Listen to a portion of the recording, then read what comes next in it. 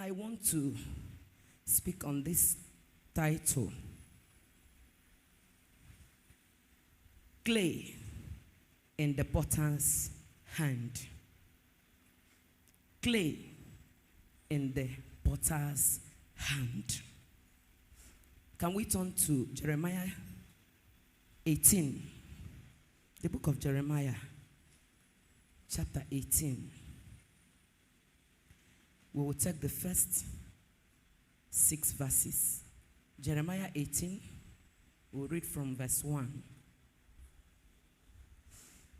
The word of God which came to Jeremiah from the Lord, saying, Arise and go down to the potter's house, and there I will cause thee to hear my words. Then I went down to the potter's house, and behold, he wrought a work on the wheels, and the vessels that he made of clay was marred in the hand of the potter.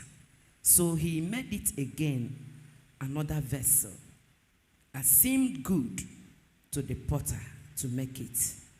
Then the word of the Lord came to me, saying, O house of Israel, cannot I do with you as this potter, saith the Lord? Behold, as the clay is in the potter's hand, so are ye in my hand, O house of Israel. Praise the Lord. I know this is a popular scripture, but I want our attention to be drawn to one or two things from that scripture. Thank God, we've been hearing messages on prayer, on deliverance, on witchcraft. By next Sunday, it will start. But I'm here to touch one or two things. Why? Because if all our prayers are answered because we prayed it, then the word of God is not true. That you made a prayer does not guarantee that that prayer must be answered. God weighs our relationship with him.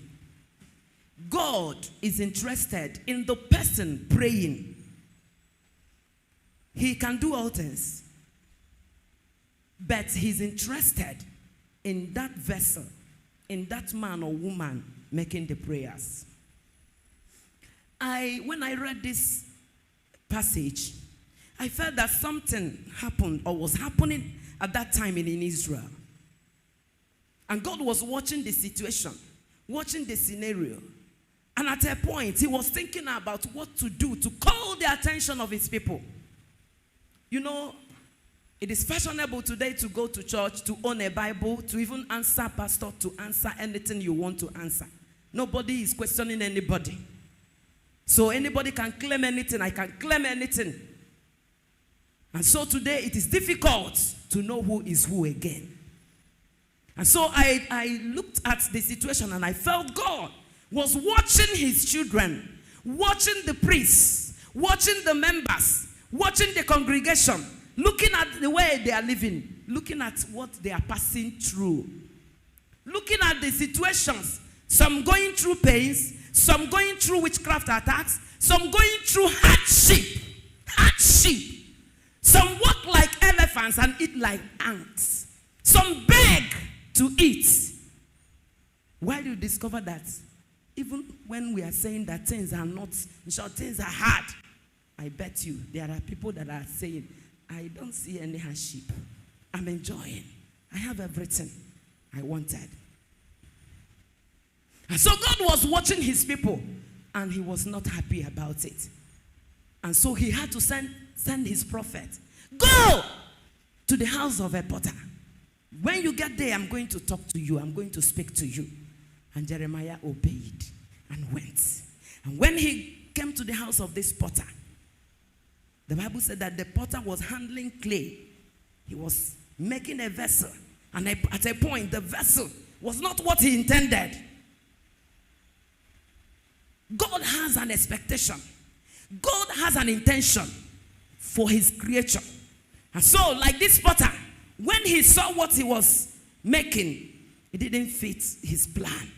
And so, the Bible said that the clay was mad in his hand. And so he did what? He destroyed it and started afresh.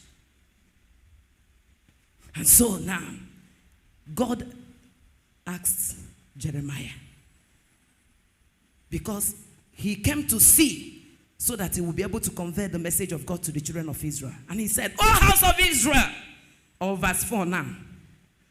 So he made it again another vessel as it seemed good, not as the clay will want it. The thing was mad. But the potter decided, I wanted to make you like this before, but now I have changed my mind. I'm going to make you in another way.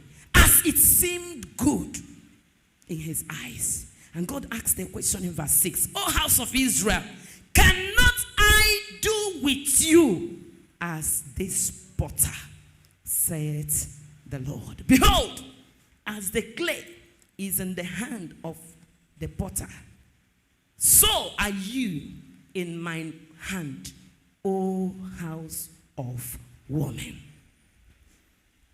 As the clay is in the hand of the potter, dịka ụrọ n'aka ọkpụite, otu a ka unu dị n'aka m. And I want to make it clear now. The first step for any man or woman to do well in life is to recognize his creator. You want to do well in life, you want to fulfill destiny, the very first step is to do what? Recognize your maker. To find out what the maker has in mind, because he made you. I won't go into scriptures to confirm that. I know you already know that you didn't just appear. You did not just appear because you want to appear. I remember that at a point in my life, I started, in short, I don't know. I started asking God, why is it that you made me part of the family I came from? Why did I come from this family? Of all families. And what made me think that way? It was because of the things I was seeing. It was because of the pains and the rest of it. And I started thinking. And when I continued in that thought, I discovered that it was not helping matters. Rather, it was taking me away and away from God. I discovered that God was not happy with me for thinking. Why? Because it's like I am questioning his authority over my life. As children, you didn't apply for your mother, for your father to give birth to you. And so, whatever you see, it is the hand of God. And the earlier you understand that God can do whatever he pleases with you, the better for you. Praise the Lord. I started relating this verse or this passage to our lives, to my life. And I discovered God has laid down rules. He has laid down precepts for all that will want him to be the all and all in their lives. It is written already. You want to enjoy life. The Bible says in Joshua 1:8, this book should not depart from your mouth, but you should meditate over it day and night. And then you observe to do according to all that is written. And then the Bible says, then you will make your way prosperous and you will have good success. And then when I think about my life as a wife, I said, how do I do well? How do I fulfill destiny as a married woman? And then God pointed me again to his word. Obey the word of God concerning marriage, and then you will see yourself prospering. And then when I think about the children, think about the youth, it is the same. For every group of people, for each and every one of us, maybe if you're not a man, then you're a woman. If you're not a spinster, then you are a bachelor. For every stage in life, there are laid down rules. The Bible has something to say that you will do. And when you do, things will just begin to work for you. But when you close your heart towards those things, If it is my husband, he will say, Palaba, you dey fine. You remember his song, Palaba, you dey fine. And so, what do? We need to recognize the fact that we are clay. Oro. I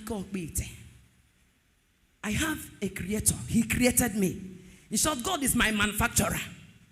And so I cannot tell my manufacturer, I don't like the way you made me. Like some of us, that because you see somebody with pointed nose, you go to straighten your nose so that God will pointed.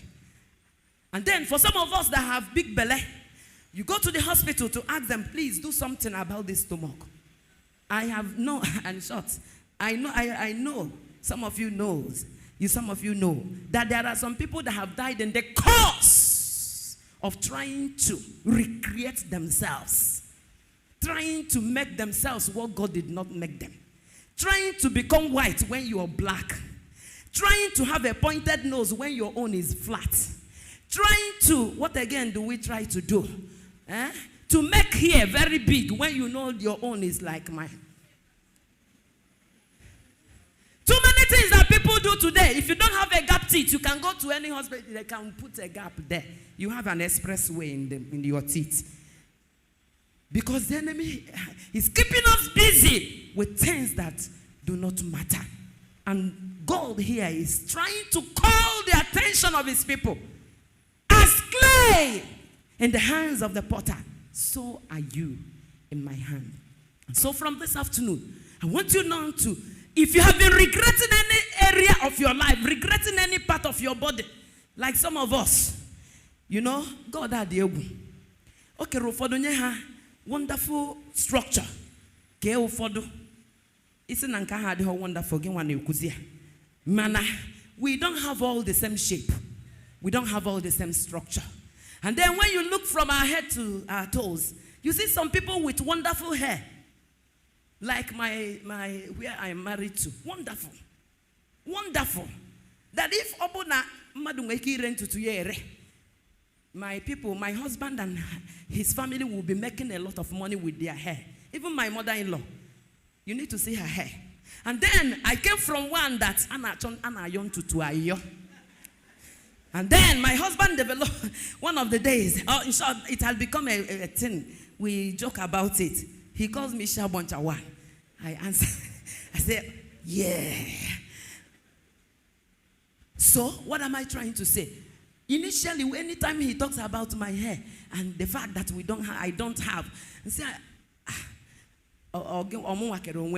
before you know it, I get angry somehow. But now, God has taught me. Say, yeah. Because I didn't make myself. I saw myself like that. I am using myself as an example. What is it in your life that you are regretting? Is it that you married a rich man or maybe a pauper? Is it that you are not this, you are not that? Stop regretting. God made it so. And the earlier you accept it, and then ask God, how do I, if it is a negative situation, how do I change it? What do I need to do for this situation to turn around for good? God will tell you that's what you ought to do. Praise the Lord. Hallelujah. Then as I was meditating over this scripture, I find out another scripture in Psalm. You can go there, Psalm 2 verse 12. I am not following it the way I ought, but I pray the Spirit of God will help me. Psalm 2 verse 12.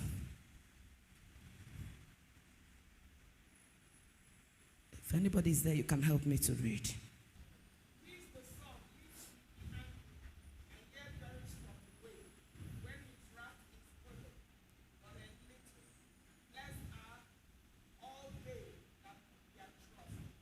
Hallelujah.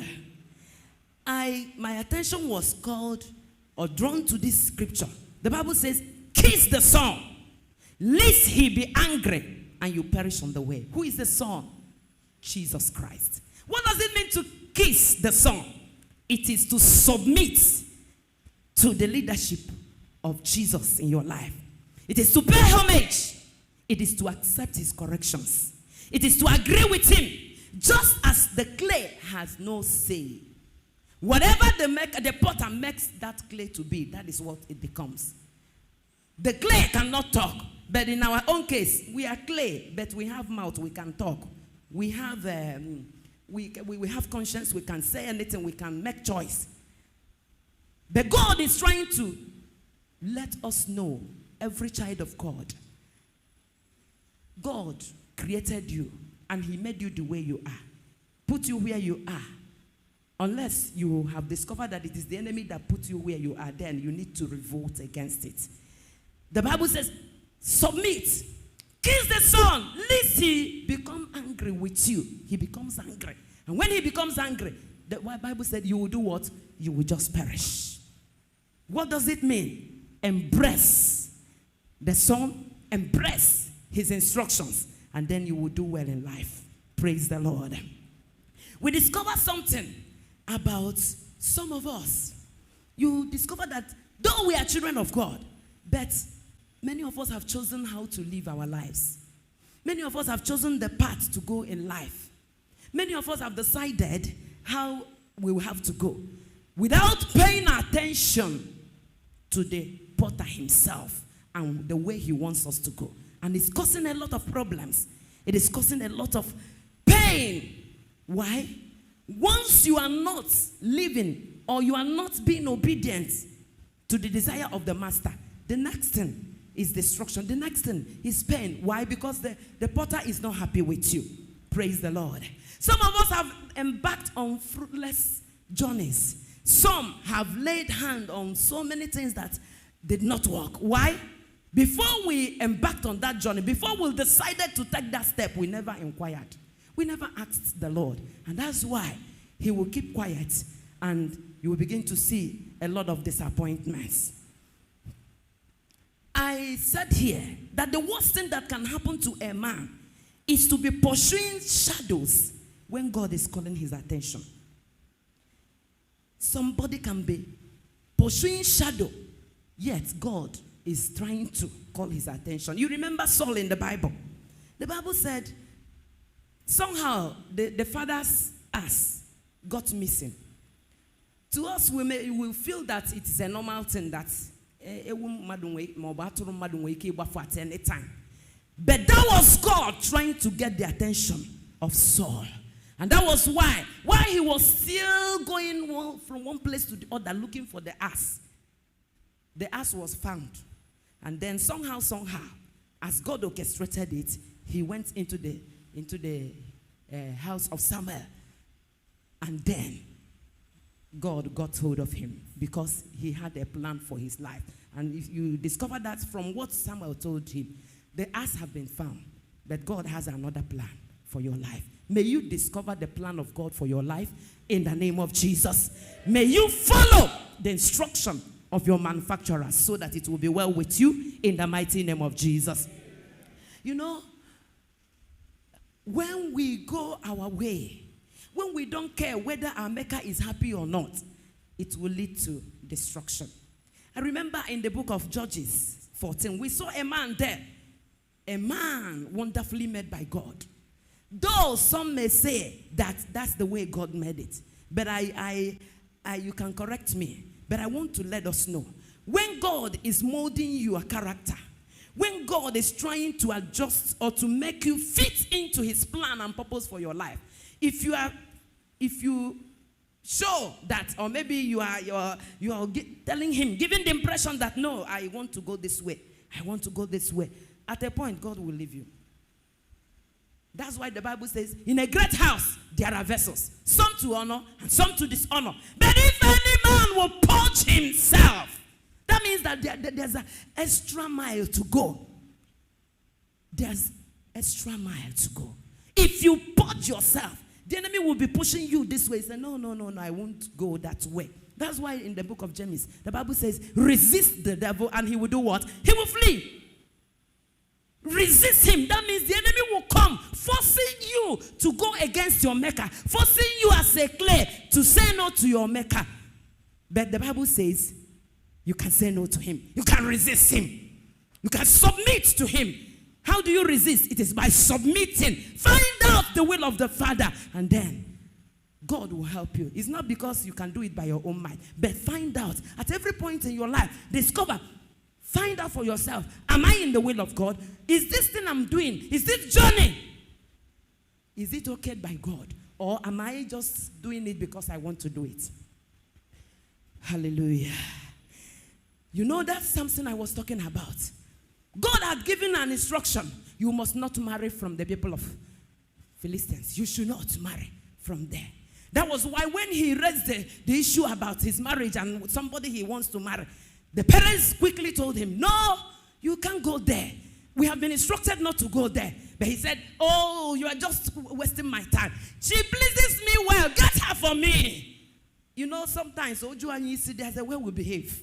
You are na size and you can do anything. So that you don't listen to your mother again, you don't listen to your father. It is written there in Judges chapter 14. They told him, no, you must not go. He said, no. Oguna agafe go. This is my time. And I am entitled to what I want. And the mother and the father closed their mouths. And then the next thing you saw, how did he end? Did he end well? Imagine a man graced by God, anointed by God, becoming a blind man. Do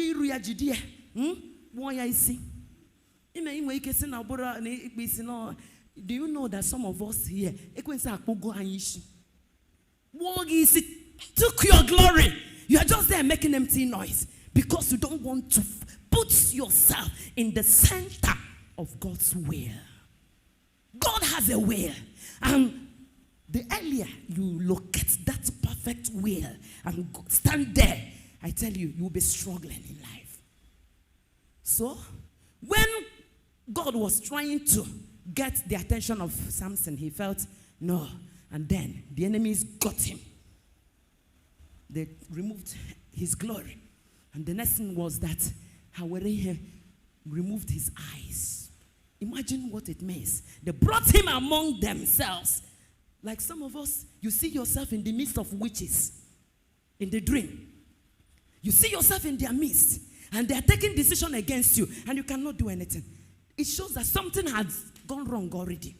Something has gone wrong. Like a young girl shared, a young married woman said, that one time, by the time she came to this ministry, it has some years has passed. But she said that she just remembered that in one of the days within their honeymoon, that she had a dream where she was in the midst of some women, and they asked her to bring out her womb. The women asked her to bring out her womb, and she didn't question them. She brought it out, and they said again, "Oh yeah, look at pot, cook it." And she started cooking her fallopian tube, her womb. And after cooking, they told her, "Serve us now." And she served without question. And then woke up. As I'm talking to you now, she has not had a baby. She has not conceived. I don't know the kind of revelation you're having. God may be pointing to you about something, but somehow you feel in the church they don't believe in deliverance, and so you won't give attention to it. Look at that one. So many Christians today, they serve God, they love God, but look at their story. Question mark, reproach. Is it that God does not answer prayer? No, it is because something had gone wrong somewhere. There was a place, they missed it. When you miss it, you will be pursuing shadows, and it will be as if God is far, and God that does not answer prayer. It is not true. God still answers. But somebody refuses to understand that he or she is a clay in the hand of the potter. Sometimes some people are not today married. Why? They offended God somehow. Maybe you rejected the right person. Or maybe at a point you felt, no, God, I can just live my life. So like some of them I know. When you approach that person with a question, is it written in the Bible that everybody should get married? That's what they use to defend themselves.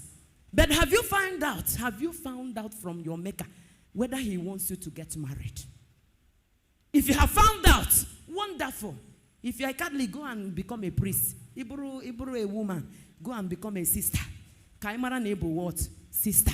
And not that because of headiness, because of stubbornness, because you wanted this to be the way you want it to be. And so you refuse the plan of God. Close your eyes. And then God will wait and wait. And you are not bending. And so a lot of things go wrong. May the Lord give us understanding in the mighty name of Jesus. A lot of our prayers go unanswered. Why? We pray amiss. We offend God. And yet you come back. God gave you an instruction. You won't obey the instruction. And you come back and say, God, do this and do this and do that for me. No, it's not possible. It is not. That's why we make empty noise some of the times we come. And that's why I felt God is leading me to share a little bit of this. So that by the time again we come back into dealing with witches, our prayers will carry weight. Do you know that there are prayers you make and it doesn't carry weight at all? No weight. No weight. I used to say it that even now, there are calls, if you can agree with me, we do it. There are some people that when they call you, you see it is this person, you just sigh. Is it not happening? There are people you will see their calls and no, you don't pick it. Some you may decide to call them at your own time. Some you may not even call at all. Why? You are not happy. Do you know that the same thing is happening to some of us? When we cry and cry and cry unto God, God will not hear. We will see it as we round off. Why? We are stubborn to him. That was the reason why he sent the prophet, go to the potter's house. Go and watch what he's doing. Does the clay have a say? No. But my people, Israel, they want to have a say. They want to determine what will happen. They want to determine how they will marry their husband, even when I have said it in my word. They want to decide how to live their lives. For some of us, God may permit something for you. But for some of us, he may not permit it. Do you know that for John to fulfill his ministry, the Bible recorded there are things he will eat and those he will not eat. Right or wrong? Go to the scripture. Wine. Whatever. They eat chicken? No.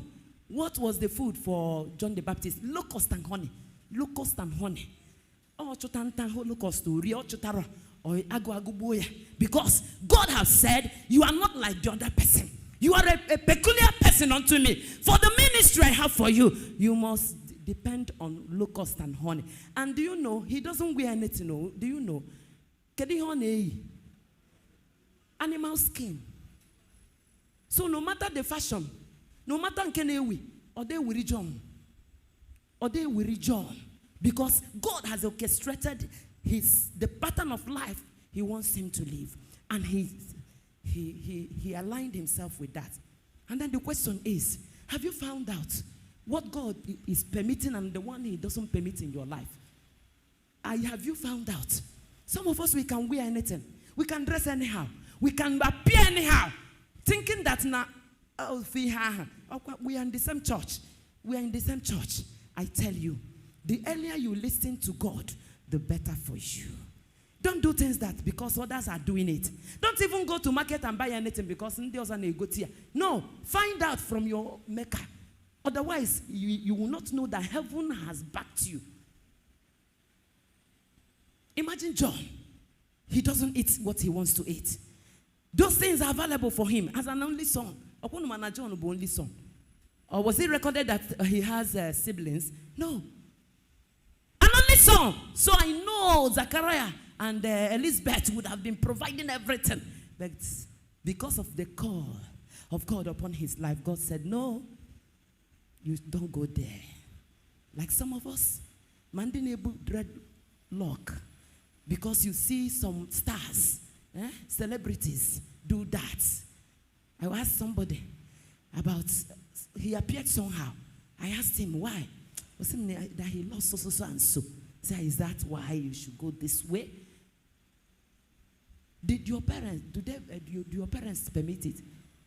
He said, no, it's only when I am in school that I do it. I said, look at. So please, we need to know that as clay in the potter's hand, we don't have a say. You see, many of us are struggling today. Why? Because there's a point, there is an area God is pointing at. And somehow, I am very well, so that let it not be that I had. No. God is calling on all our attention. And the earlier we listen to him, the better for us. Praise the Lord. How do we know? Because of time. How do we know that we are struggling or that we are not submitting to the potter? You see, when we put ourselves or our problems first, when you discover that your problems are eating you up, you pay so much attention to yourself. Hey, you give all the time. What do I do about this myself, this issue about my life? You have a problem. The Bible says, seek ye the kingdom of God first and his righteousness, and every other thing we do will be done what? Added unto you. So if you are a child of God, no doubt. But if you have discovered that your life, you are living your life as if you are the owner of your life, and you are thinking, as we are here now, you are thinking, at least rice for stew for kuna yes. Because when you start thinking, the enemy will be giving you data, so that you keep on thinking. When you see that you are the first now in your life, the enemy does it consciously. For some of us, it is unconscious. But you just discover that you are worrying. You worry too much. You see, if this phone is helping us to worry more, self. I was telling somebody some days ago, if I take this phone, if this phone is taken away from you, will you die? Or say no. So I told the person, then learn how to give time to God and then time to whatever else. Learn how to put God first. Let it not be that your time is spent more on the phone than on things that matter. If you go to Psalm 127, there's something there that baffles me. Psalm 127, so that you understand that God is calling our attention, and the earlier we hear him, the better.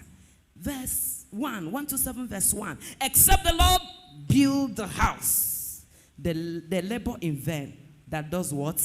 Build it. Except the Lord keep the city, the watchman waketh, but what? In vain. It is vain for you to rise up early, to sit up late, to eat the bread of sorrows, for so he giveth his beloved sleep. That's God for us. You are struggling with your maker when you think, when you carry your load, when you care about everything.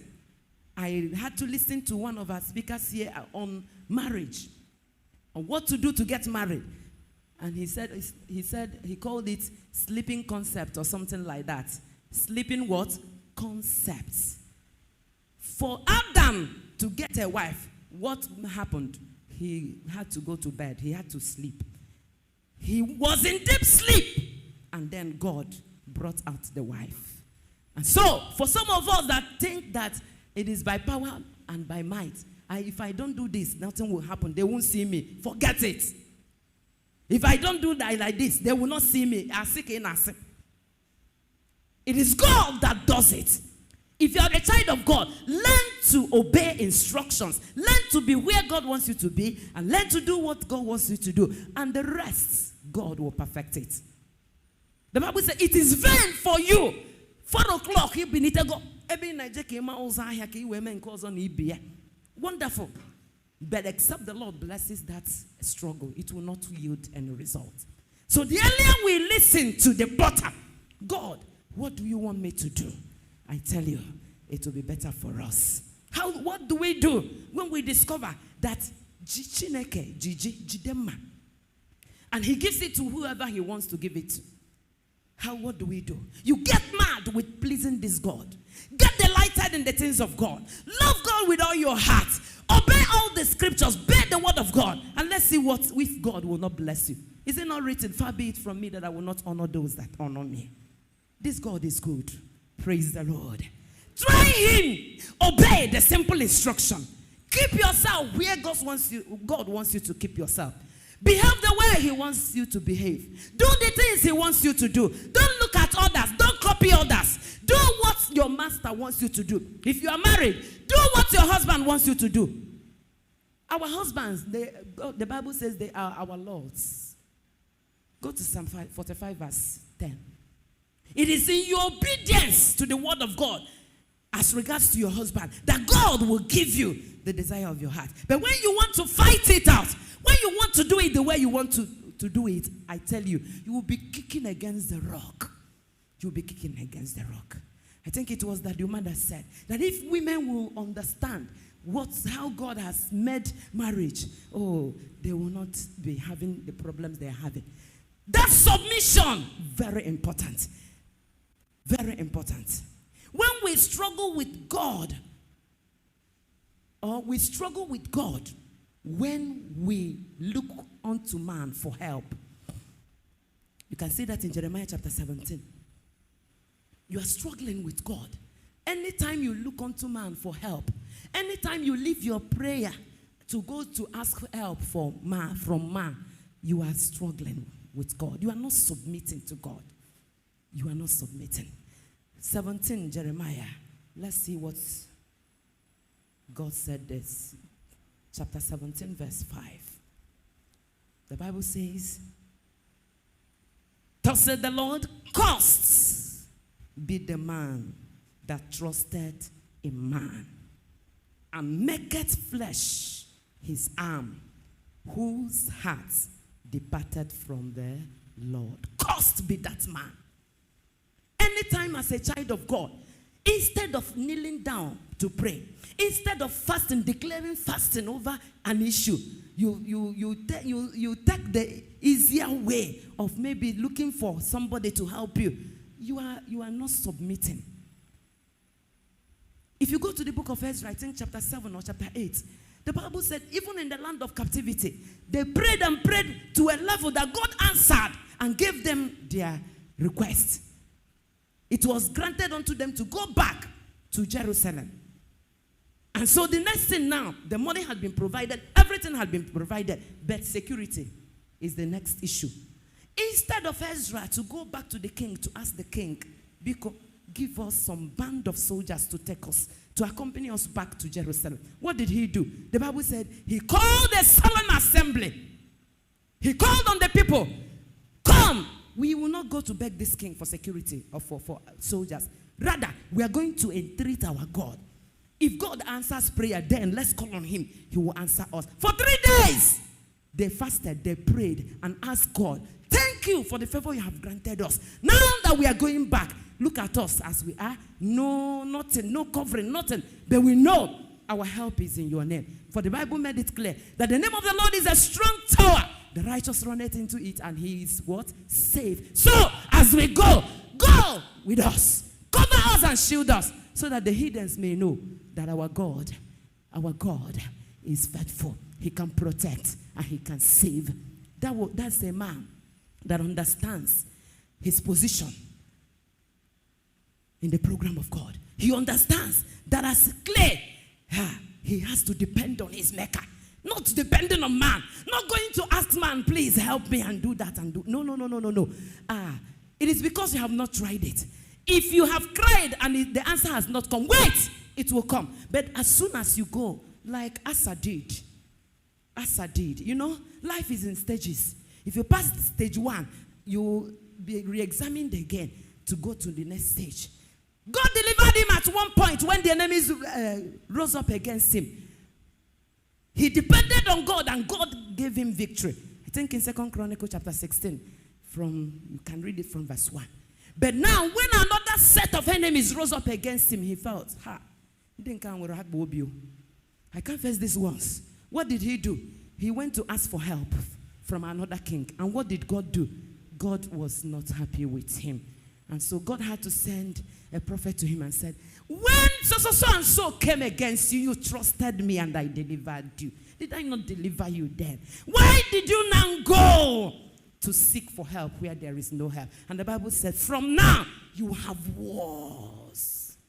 May that not be the verdict over our lives, in the mighty name of Jesus. The Bible talks about they that go down to Egypt. The Bible said that when God will arise, both he that helpeth, all of them, he will destroy them. That is the word of God. So you discover that you, as a clay, always go back, learn to go back to your maker for every situation. What do I do? When he gives instruction, please go ahead and obey that instruction. Praise the Lord. You discover that God is a wonderful introducer. Let me put it that way. You want to be introduced. You want people, you want to go somewhere and it's like nobody will introduce you. I had somebody shared a testimony to me and she said, this is a woman that understands that she's a clay in the hands of the potter and that the potter himself knows what is good for her and that the potter who is God can do anything for her, can change anything for her. She said as she was going somewhere, and she was thinking, what do I do? God, how do I get to see this person? I know on a normal day, I will not be allowed. But what do I do? God told him, when you get to the gate, remove your shoes and touch the ground. Command the land to hear your voice, to go forth and grant you entrance into the whichever office you're going into. She just did that. And do you know, after doing that, with wisdom, because she did it in a way that you may not even know what those of them that people were passing, but they didn't understand. It was like, hey, no, when you see somebody like that, you may think, okay, now some problem. That's God. When God gives you an instruction, he will lead you and guide you. She did that at the gate into that institution. And when she got to the office, normally, they will tell you, no, who are you? And so. As God will have it, when she got there, God tapped the man in question and said, get up from that seat. And she got up. He got up. And before he needed to talk to somebody outside, so he has to go outside to see people. And it was in the verge of going outside that our sister was coming in. And you know, this God, he can walk in a mysterious way. The two faces jammed. And the man said, are you looking for me? I said, yes. Say, follow me. Ma'amiri, everything. Praise the Lord. That was how our sister was granted into the office. And there and then, not come tomorrow, everything was settled. And our sister is now jejely serving in that institution. Was given options. Which one do you want? And she's now chose one. I said, I give it to you. Just like that. If you want to know the person, she may be hearing my voice now. That is God. For those that fear and love God. God that connected. God that, the Bible says that the steps of the righteous are done what? Ordered by the Lord. But some of us, you don't want your steps to be ordered. You want to do it the way you want to do it. Some of us will rush. Instead of taking time to pray in the morning, you are, hey, God, you will understand. Yes, you will understand. Let me rush. God is not chasing us about with a cane. He's not. But let's know that the more we pay attention to the potter, the better our lives will be. Praise the Lord. When we struggle with God when we do not do the right thing. I will not dwell here too much here. When you do not pay your tithe, you are asking God, what can you do, Seth? Please, others are, many people are not paying their tithe. Why will I pay? God, you will understand. I used to do it, and I used to say it. Say, God, you will understand. Let me first of all solve this problem. And I will go ahead and solve the problem. Then before I remember tithe, I did it once and said, God, oh, forgive me. And from that point, I said, whatever money that comes in, tithe first. And from the time I started giving God first, no matter the number of problems around me, God will always make the remaining enough for whatever I want to use it to do. So, don't struggle with God over his authority. All that he has instituted, the precepts, all that he has said, do this, do this, do that. Please, when you go against them, you are struggling with him. You as a clay is asking God, I will not pay my tithes. What will you do?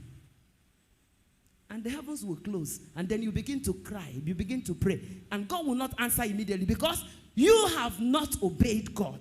So let's learn. When God says, pray without ceasing, how do we pray? I have discovered that the enemy fights prayer, especially for those that live the life.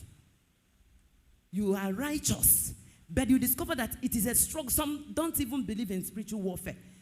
Once you pray it the way,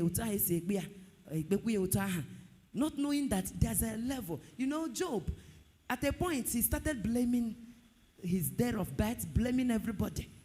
He thought that everything is by, yes, righteousness won, but you need to fight. Was Jesus not righteous? Yet he prayed, and he prayed, and he prayed in such a way that at a point, the Bible recorded that the sweat coming from him was like drops of blood. If only righteousness could give him everything, could help him to go to hell, to Hades, to collect the key, Jesus would not have prayed, though. He would not have prayed. But you need to know, yes, you have to be righteous. And then the Bible says, the effectual prayer of a righteous man availeth much. Some of us, where we are today is not where we ought to be. Because we have refused to war. We have refused to see this life as a battleground, as a war. There are things I don't want to get into. But it's good I make mention of this. Don't blame God for anything negative in your life. I tell us, like you go to the doctors, they make prescriptions. When you do not take the drugs as prescribed, will you get any, will the sickness go? And sometimes, you know our Nigeria, some of the drugs are even fake. Some are fake.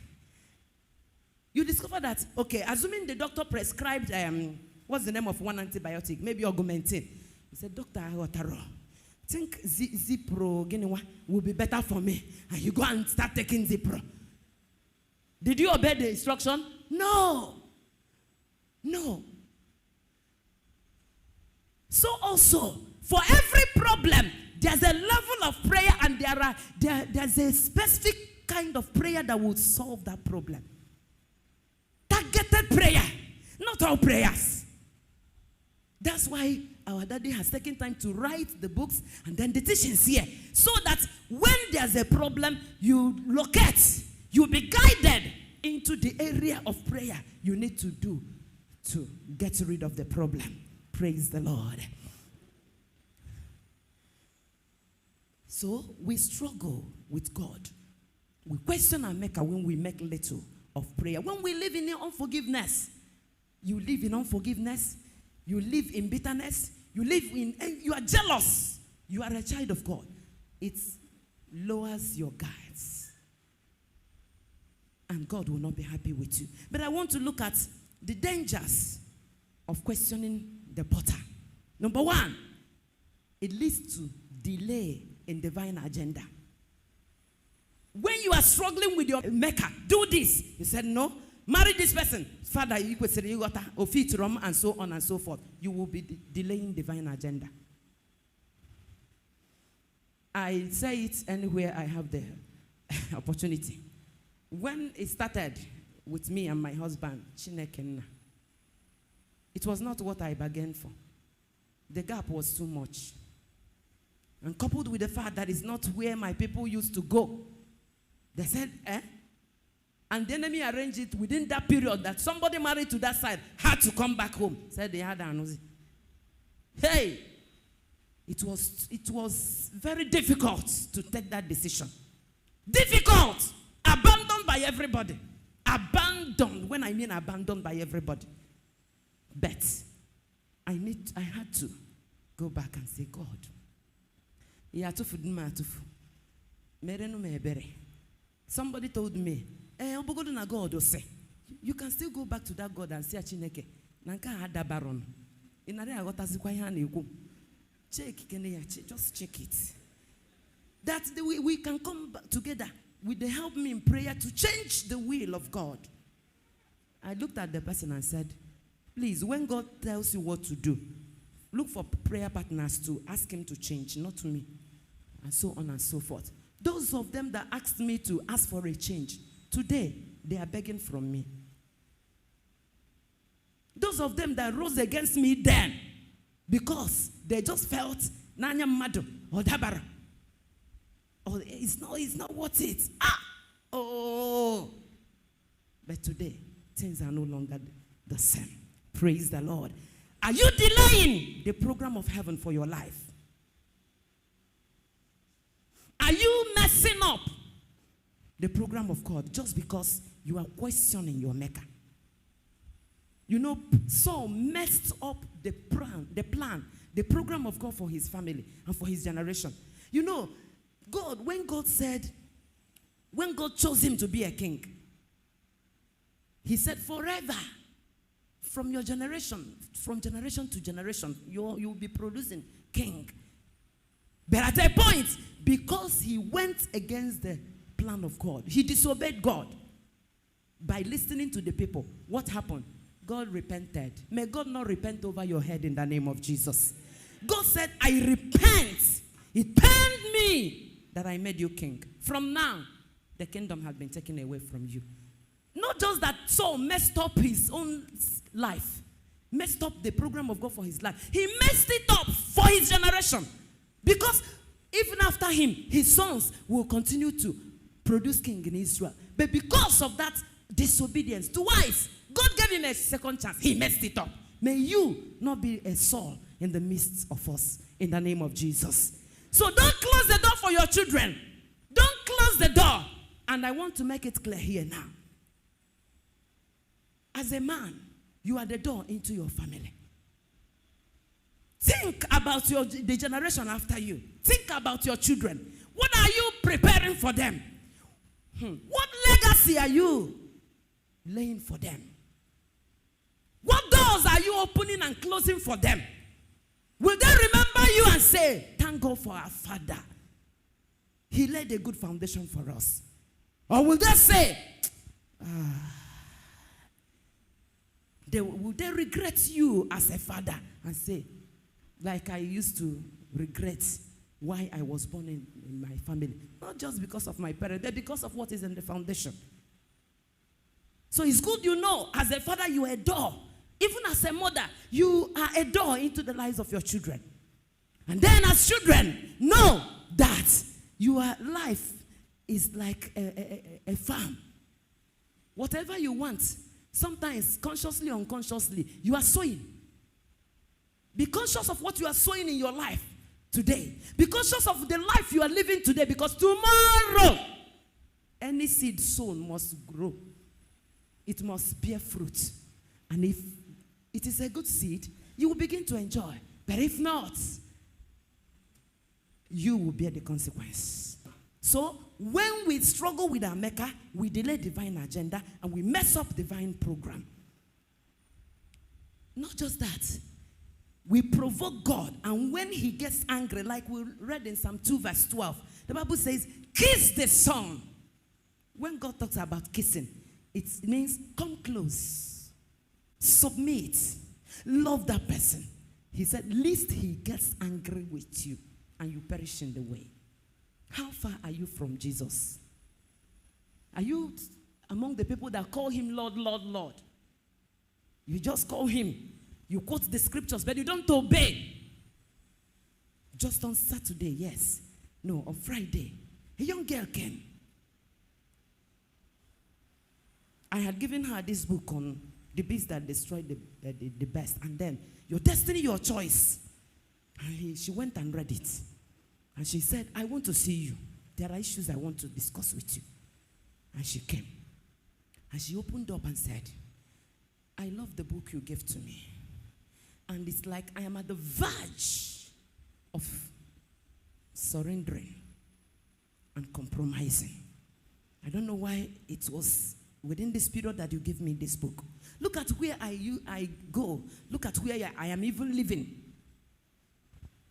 They preach the word, though. They read the Bible, but they don't obey it. And when she looks at it, it was like, this is not what I want in my life. And they want to push her into going the way they are going. And they prophesy you, and they see visions there. Yet, they live a questionable life. And this young girl, his early 20s, said every day that she cries about it, it's that she's in between, I don't know, two opinions. Do I surrender? Do I give in to what they want me to do? And I said, please, it's good. You have had me now. Anybody that preaches this word, no matter his level, and does not do it, run away from that person. And if that person rejoices in iniquity, just does it anyhow and no remorse, please separate yourself from that person. And so on and so forth. So there are people like that. There are people like that. You know, you may not know that God had been provoked.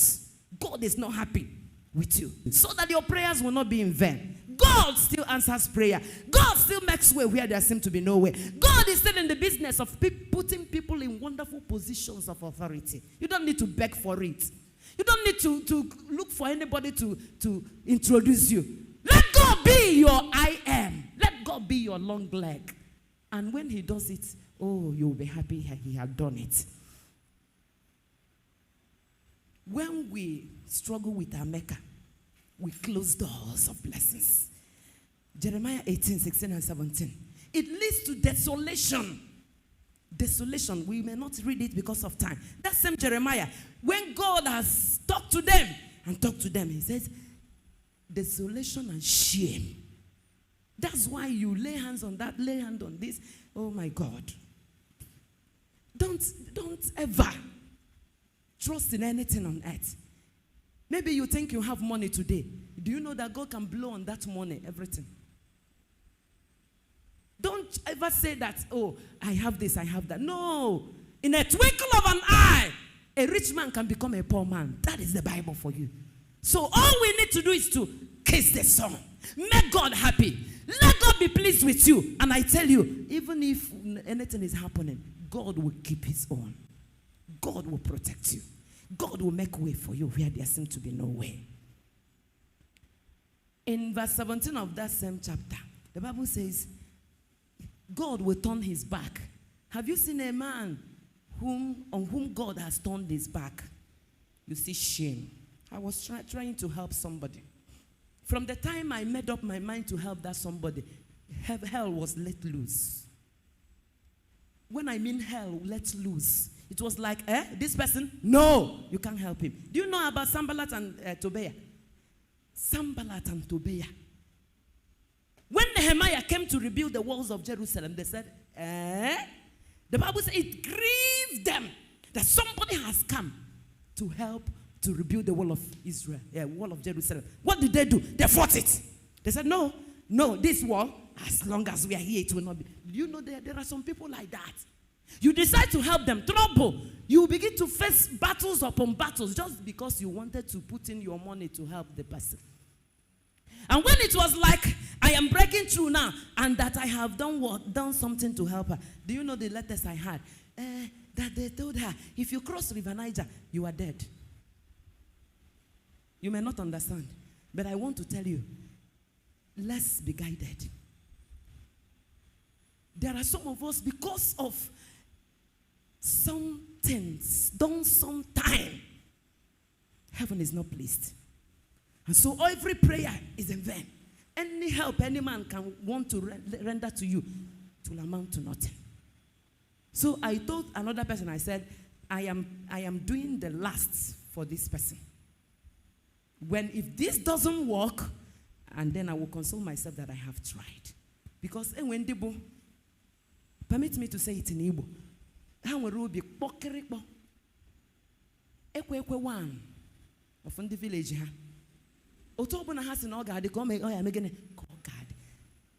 Have this kind of people, they read the Bible, it doesn't change them.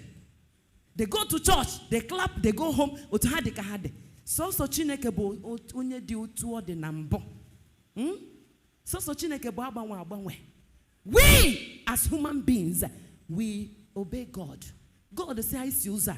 We agree with him and user. There's a scripture I had wanted us to read. When the people of Israel were moving from Egypt to the land of Canaan, do you know they don't move when they want to move? They were guided by the pillar of cloud by day and a pillar of fire by night. Some of us, you have built a wonderful house and you decide when to sleep in that house or when not to sleep in that house. You need to know that God owns you, own your house, own your car. Wherever he wants you to be at any point in time, you must be there. So the children of Israel, the Bible said, anywhere the pillar of fire stops, Johnny will stop for that day. You don't move because you want to move. And then, when the pillar of fire starts moving again, you are not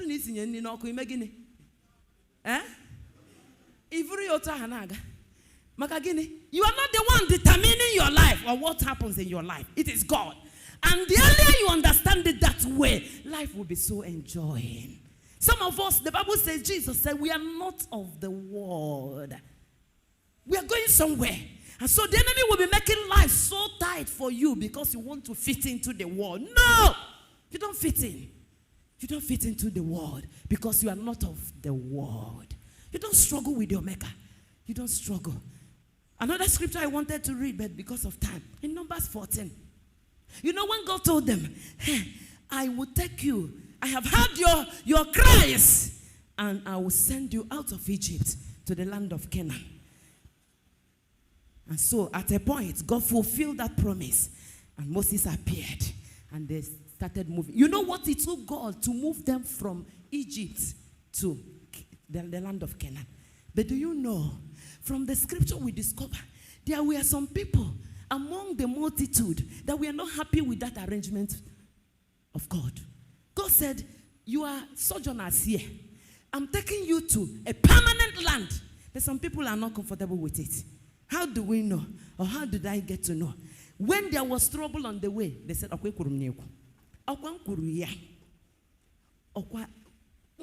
Moses said, let's go out. That God said we should go out. Why didn't he leave us in Egypt? Let's die there. There are enough graves there. And look at now. Look at. And they started crying. They started mass choir of crying. What does this show us? They were not at home with that arrangement. They were not happy about it. Some of us are being forced to go to church. Like I forced some people to read the Bible. And now God fellowship.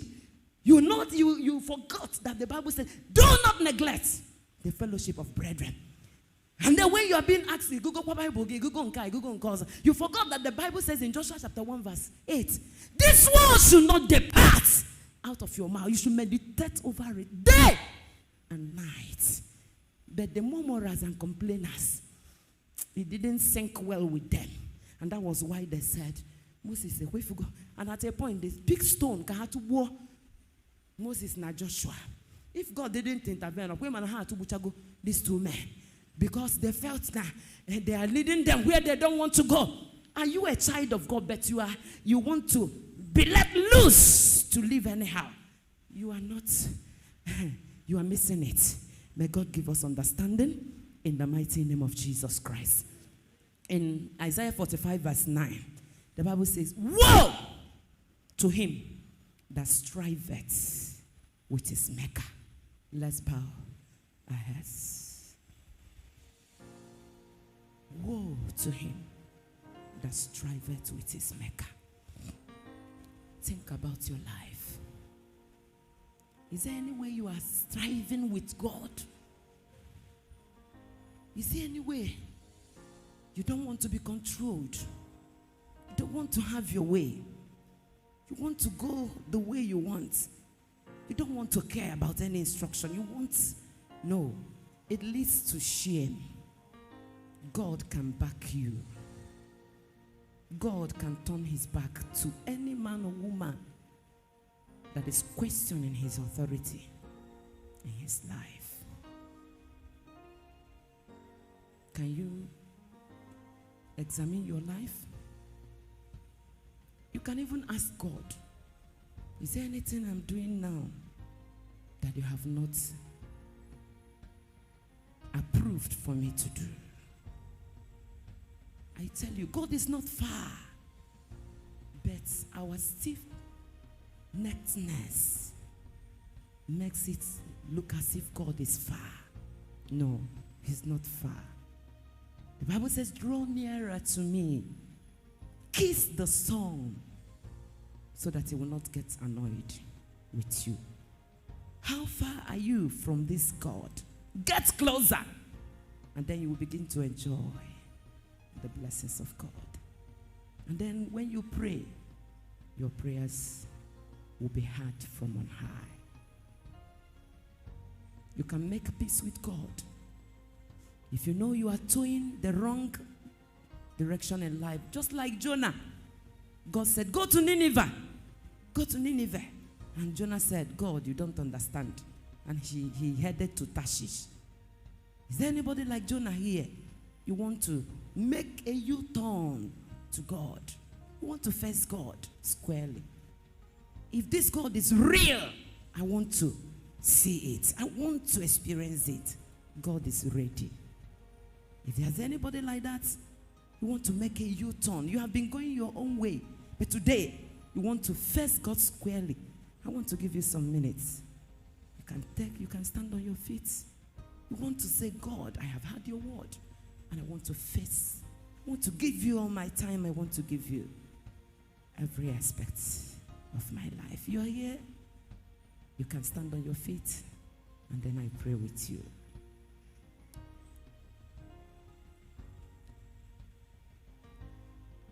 Just stand. Don't think about the person by your right or by your left. I tell you, for anyone to do well in life, it is in the hands of God. And when God is not happy with you, that's when you will be hitting a rock. Can you tell God where you're missing it? Just say, God, I am missing it here and there. I have not obeyed you here and there. But today, I have heard your word, and I am going to make a U-turn from this moment. Just pray that prayer, and I tell you, heaven will hear you. Father, these ones are standing to honor you, not because of me. But Lord, wherever they are, whether in the overflow, whether inside here, Lord, wherever they have gotten it wrong, wherever they have not obeyed you entirely, wherever they have questioned the authority in their lives as clay, Father, I stand, O God, in the office of your priests, and I ask for mercy. By the blood of Jesus, let mercy speak over them. By the blood of Jesus, let mercy speak over them. By the blood that was shed on the cross of Calvary, I speak, Lord, mercy. And Lord, let, oh God, the closed heaven over their lives be burst open in the name of Jesus Christ. Whatever they have lost in life because of that singular disobedience, Father, today I command restoration. I command restoration. From this altar, you are a merciful God. Let mercy flow from the cross of Calvary, and let there be a restoration in the name of Jesus Christ. Restore all that cankerworms and the palmer worms have eaten over their lives. And Lord, give them a change and a total turnaround to your glory and honor in the mighty name of Jesus Christ.